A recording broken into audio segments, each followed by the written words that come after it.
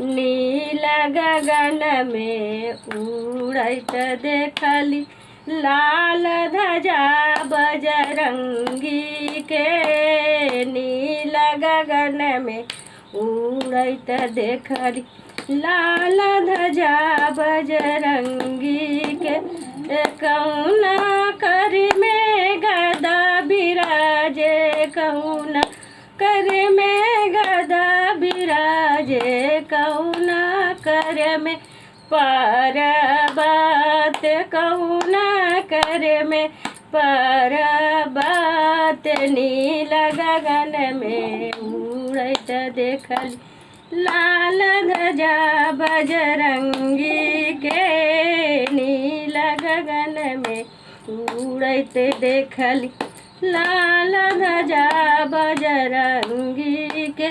बामे कर में गदा बिराजे, बामे कर में गदा बिराजे, दहिना अंग में पर्वत, दहिना अंग में पर्वत। गले बिराजे तुलसी के माला, लाल ध्वजा बजरंगी के।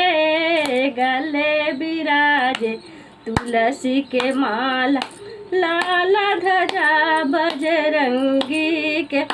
कौना कर में राम बिराजे, कौना अंग में लक्ष्मण, कौना अंग में लक्ष्मण।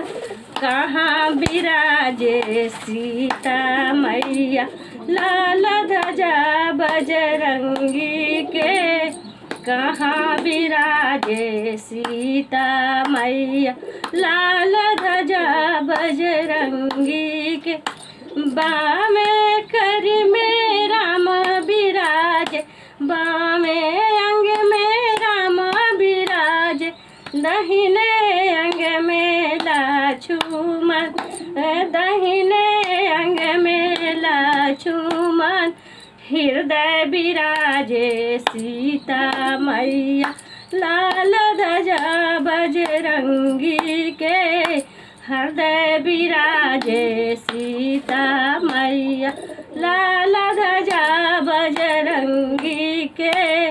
नील गगन में उड़त देखली लाल ध्वजा बजरंगी।